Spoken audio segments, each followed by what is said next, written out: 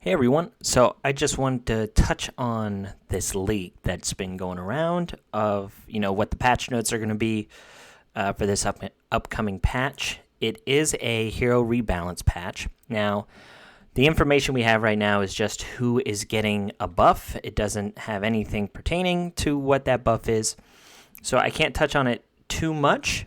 The only thing is I did want to go over who is getting this increase, and we'll probably make another video talking about the changes to these heroes and if it's going to matter or not, because a lot of times these buffs don't matter. They're usually very minor, but our hopes are high. You always go in there with a little bit of optimism, but hopefully they don't fail us. I'm sure they will on some of these heroes, and some they won't. So the first thing is they're introducing one new hero. They are saying that there's two new heroes that they're adding, but one of them is this Matrix hero. So sometimes what they do is they'll have this hero introduction, but they don't actually have the hero in the game. So they are saying that this new hero is going to be introduced. This is good for us content creators, because that means that we'll be able to get this trial hero, and we'll get to show you what they can do. The problem is we're already so far into the rallies and part of these matrices that it's kind of too late. Once you've started going after these heroes with your matrix badges, it's already kind of too late by the time that we can introduce them. But I guess it is what it is. And then on top of that, we are getting a new fire epic that's going to be coming out of the Lasir faction. So right now, we do have two decent ones, but this faction itself is actually kind of one of the easier factions in regards to faction challenges or Batwolf, because of Ashlyn for the actual faction challenge, and then from a Batwolf perspective, this is where you get soul plunders with like Gangello and Santis and stuff like that. So I don't know if that hero is going to make a difference there. The big hope is obviously that it's going to be useful in the new Rift of Chaos stuff. It'd be nice to have an epic option there. Okay, so other than that, we do have two summon events that are going to be coming as well.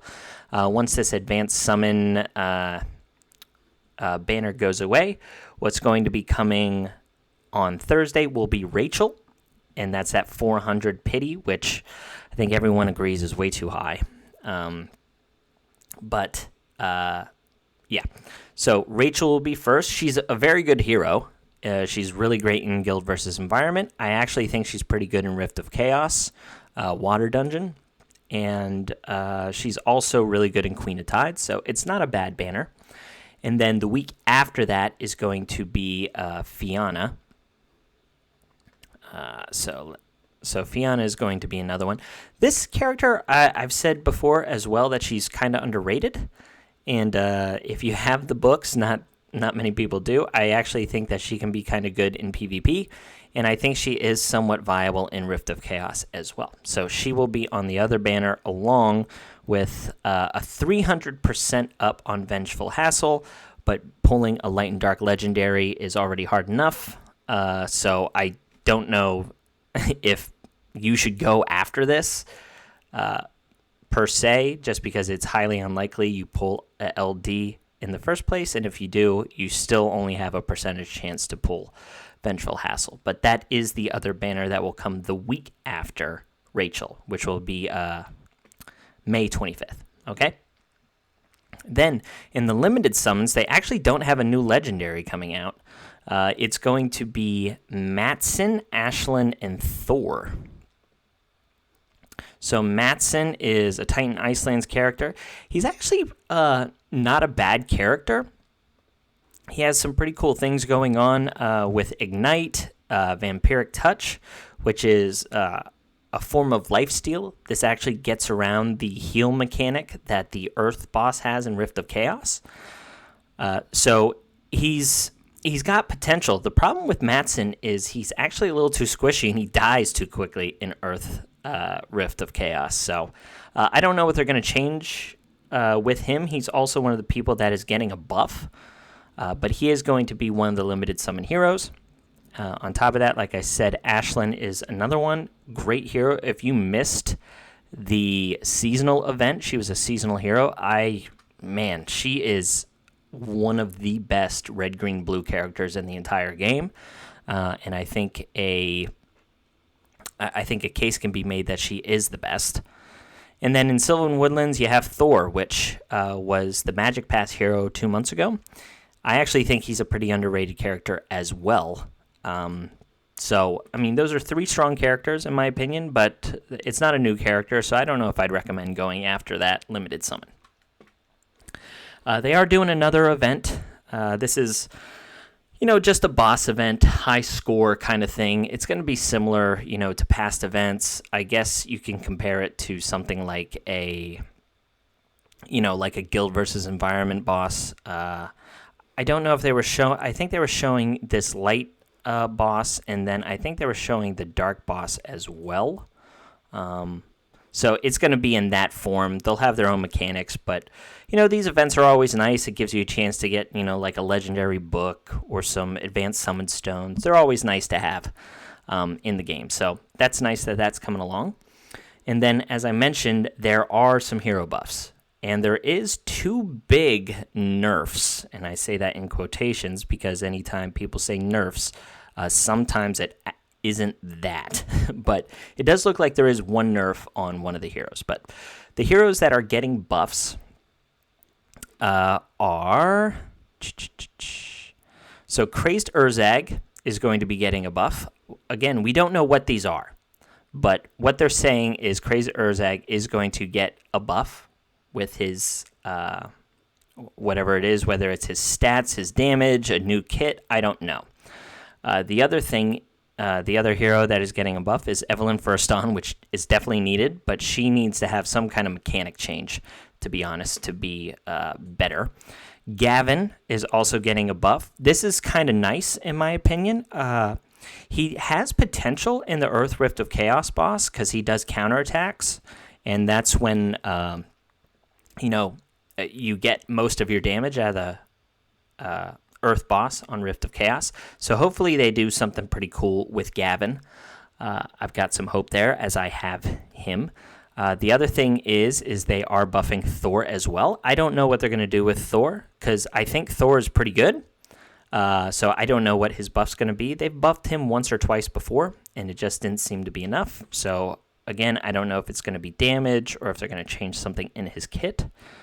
The other one is a Loon, which I don't know which faction she's in. Okay, Dragonscale Marsh. This character is absolutely terrible. There are epics that do things way better than her. She's just so situational. So I'm hoping for a complete rework on her. Another one is Yolanda. This is actually pretty surprising to me because I think Yolanda's pretty good as is. The thing that I have noticed, though, is between Yolanda and Evelyn Firston, they do have that extra turn mechanic. This is really terrible for Rift of Chaos because it puts you behind the boss, and that's when the boss has that counterattack buff up, and it just completely destroys any kind of strategy. So if they're planning on putting this bonus turn like immediately, similar to regular Hassel or Halia, things like that, then Yolanda and Evelyn Firston could be getting some pretty big buffs, in my opinion, and maybe make them viable in some Rift of Chaos stuff. The other hero that is getting a buff is... where is he? See if we can find him here. Tucker. So I've talked about how Tucker is kind of terrible in my All Epics Reviewed video. He does have this reflect damage, and the problem is you have to cast this ability, and it can be removed. So if they make this apply at the beginning of the round and then have it unremovable, he might be viable. But again, I don't know what's happening with him. So this is just a preliminary information video for you. Rick is also getting a boost. I think Rick also has some potential. So depending on what they do with him, he might become viable. Donovan is also getting a buff, which is kind of nice because he's another one that I think has some potential. He's just missing a couple things here and there. Dark Nick is getting a buff, which is surprising to me because I think he's pretty good after the last buff. So I'm a little interested to see what happens there, and quite honest, kind of scared to see what they do there. So the other heroes that are getting buffs are Imogen. This is definitely needed. I think she's definitely one of the weakest dark legendaries out there. As I mentioned, Matson is also getting a buff. Hyam is getting a buff as well. They just nerfed her because she was kind of bugged on Rift of Chaos. Fahim is also getting a buff. He is also kind of useless, so that's good. And then the not debuff. The people that are getting nerfed are Afroni, which is 100% needed. I know some people who have her are going to be upset. That's how it always is whenever you have a hero and it's a broken hero and you depend on that hero, people are going to be upset. I get it. But, I mean, you're fooling yourself if you think that this hero is balanced. You know, this is way overpowered. They did not think this through whenever they made this character. And she does need, tuned down a little bit. Because the fact that somebody can just solo teams, I don't think is a really good indicator of the health of your game. So that's that. And then the last thing is, there is a spell change which indirectly hurts one of the heroes that they're doing a 300% chance on, which I think is interesting. And it's this Last Breath spell. So Last Breath will revive a random ally, and all of their cooldowns reset. Like, this is an extremely broken spell. But they're changing this and having a new kind of effect take place with this Last Breath called Exhausted. And what Exhausted does is whenever you're revived by this, the ability cooldowns aren't reset. So if you use your ultimate ability and it has a 5-turn cooldown and then you Last Breath that person, their ability will still be on a 5-turn cooldown. So you can't, re-alt. I think that's a good change, to be honest. That spell was kind of broken already. And then on top of that, what's going to happen is that directly affects Vengeful Hassle. So Vengeful Hassle on his ultimate applies that skill that we just looked at called Last Breath to all the allies. So this was way too broken. It created a bunch of loops within the game. I know people are saying that this isn't a good plan. People pulled this hero and they've worked out this team. I understand the argument, but the Rift of Chaos stuff was not designed to have this hero come in and have an exploit. It's just, it's not the way that the content was supposed to be done. The fact that people found this loophole and stuff, the developers should have seen that before they released the content or the character. That was a really big oversight on their part, and it wasn't good. It makes them look kind of foolish. But Dark Hassle or Vengeful Hassle is getting a nerf. That is a nerf, 100%.